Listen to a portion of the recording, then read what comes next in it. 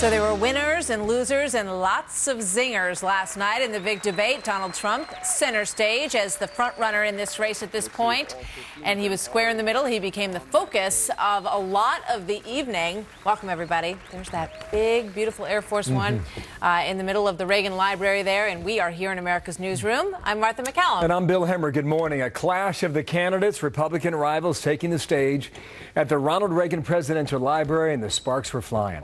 Plenty of sharp exchanges in a high-stakes debate with a lot on the line. Donald Trump did not disappoint. From the beginning, he came out swinging, and so too did his rivals. Watch.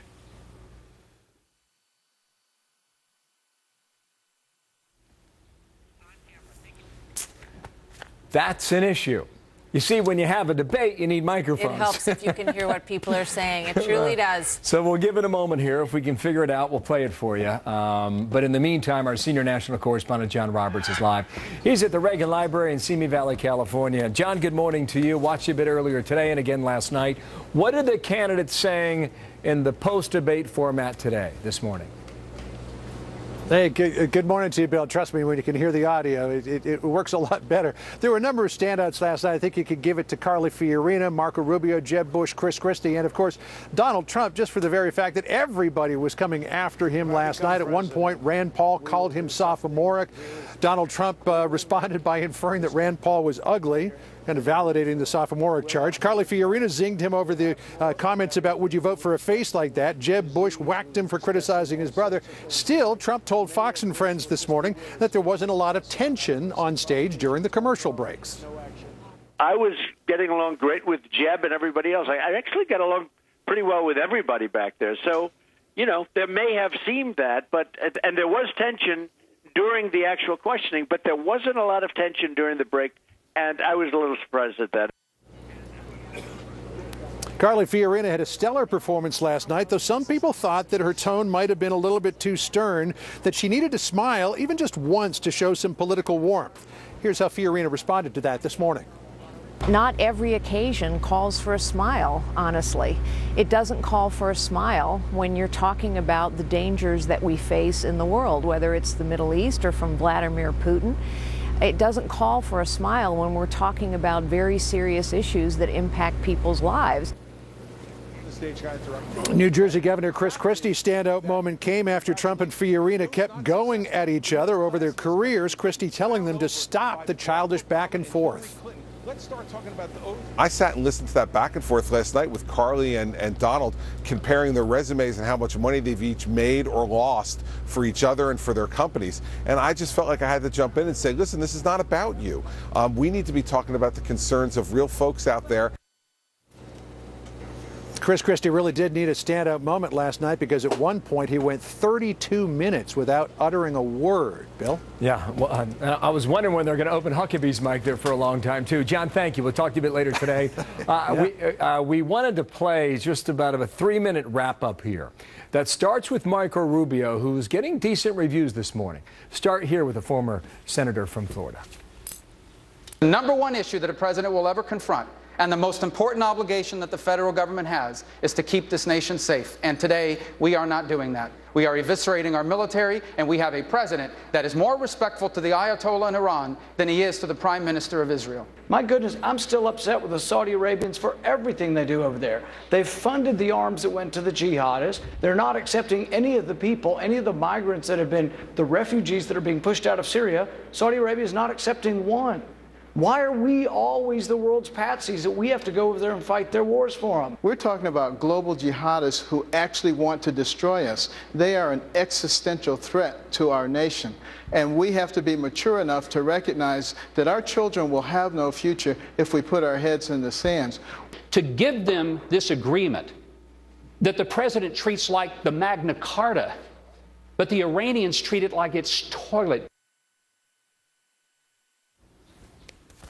Clear that the next president... All right, we're having some audio problems with that. We'll continue to work on that. We've got lots of sound from last night's debate, and you're going to see a lot more of it in just a moment. But let's get into some of the policy details that were talked about last night. Foreign policy was clearly one of the main focuses, a very hot topic on this debate stage last evening. Among the so-called outsiders, Donald Trump speaking about it, speaking about Syria, speaking about Putin. Here is Carly Fiorina talking about Iran. On day one in the Oval Office, I will make 2 phone calls. The first to my good friend Bibi Netanyahu to reassure him we will stand with the State of Israel. The second to the Supreme Leader to tell him that unless and until he opens every military and every nuclear facility to real anytime, anywhere inspections by our people, not his, we, the United States of America, will make it as difficult as possible to move money around the global financial system. We can do that. We don't need anyone's cooperation to do it. And every ally and every adversary we have in this world will know that the United States of America is back in the leadership business, which is how we must stand with our allies. All right, joined now by Bret Baier, anchor of Special Report. Bret, good morning to you. Good to see you this morning. Twitter started lighting up after that statement by Carly Fiorina because I think in part because of the specificity of her answer and because she was detailing the things that she would do on day one. She's getting a lot of positive feedback for last night. Your thoughts on that comment and on the foreign policy debate? Well, Martha, I think that, she shined in your debate in Cleveland, and I think she shined last night. And she was substantive and forceful. She had a number of drop-the-mic moments, and, and you had these moments that were created for Carly Fiorina, and I think she took the ball and ran with it. There was one answer that was really, I think, expert, and that is her answer that wove together Iran and Planned Parenthood. It's hard to believe that one answer could have both of those things in a substantive way.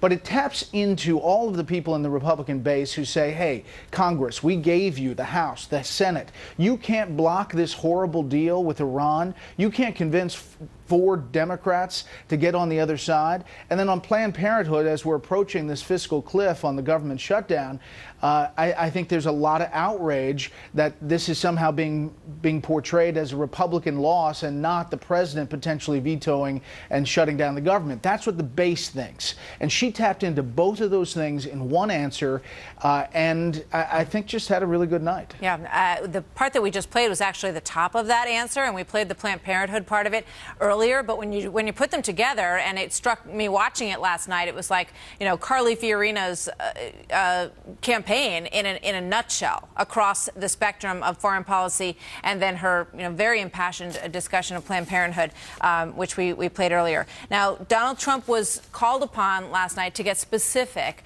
about his foreign policy. This is something that he's been hit on before. In the Hugh Hewitt interview, he was asked to be specific about some of these leaders. He claimed that Hugh Hewitt said it was a great interview, and he spent a fair amount of time talking about how great the interview was. But he had an opportunity last night, Bret, to sort of demonstrate that he'd gotten a little bit more up to speed on some of these issues. And here's part of his answer on that.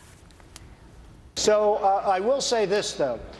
You was giving me name after name, Arab name, and there are few people anywhere that would have known those names. I think he was reading them off a sheet. Soleimani was one of those names. Zawahiri was one of those names. Al-Baghdadi was one of those names. Are these issues, given their importance in the war on terror, that a voter should expect him to be up on? Or do people like the fact that he doesn't seem to care who they are? Listen, let's be clear. Trump supporters are diehard. And I don't think last night's performance by Donald Trump is going to take that away. I think you can see that in the overnight Insta polls about the debate, and they are online, and they're supporters who express themselves in these overnight polls. I don't think he had a death blow. I don't think it was his best performance. And I think actually the format of the debate didn't help him because it was all Trump all the time in the first half. And to balance it out, they really couldn't ask him questions in the second half, and he went some 30-plus minutes without saying anything. And it just seemed out of balance. But overall, I think Donald Trump survives this and lives another day because his support is so strong. Absolutely. No, people were saying that he won at the end of that debate last night, and he has very strong supporters out there, to be sure. And the outsider element continues to be one of the main storylines of this campaign so far. Here's Carly Fiorina talking about why she thinks that is. I'll tell you why people are supporting outsiders. It's because you know what happens if someone's been in a system their whole life. They don't know how broken the system is. A fish swims in water, it doesn't know it's water. It's not that politicians are bad people. It's that they've been in that system forever. Saying it's like a fish in water doesn't know he's swimming in the water. Interesting assessment, but will that hold up the outsider craze that's going on right now, Bret? Yeah, I think, listen, Carly Fiorina, I think, had the best night. I think Donald Trump probably the second as far as the outsiders go because he didn't hurt himself, nobody got to him, and he had a successful evening in that regard. But I don't think Ben Carson had the best night for the outsider contingent. And, you know, the others really needed to have breakthrough nights. Jeb Bush had a good night, not a great night. He probably needed a great night. So, and I think Marco Rubio had a really strong performance, even though he had to fight for that time. The time was an issue. I felt for Jake Tapper as a former moderator. I know that that's tough, really tough, with 11 people on the stage. I think the big winner of the night is the bell or buzzer. Not the thank you, Senator. Which we thank did you, not Governor. hesitate to use. And it's jarring at times, but it does the trick. It does the trick. And you handled it expertly. Thank you very much, Bret. Good to see you. We'll see you tonight. We'll see you guys. And we're all going to grab a beer with Lindsey Graham real soon. Exactly. More alcohol in the White House. That's what he wants to do. So Jeb Bush mixing up with Donald Trump in a rather personal way at this moment last night. Watch. I don't know her, and this she is a total absolutely the love of my life, and she's right here. And why don't you apologize for her? No, I won't right do that now. because I said nothing wrong. Jeb Bush is live in a moment with the morning after reaction from him to that moment. A whole lot more from last night.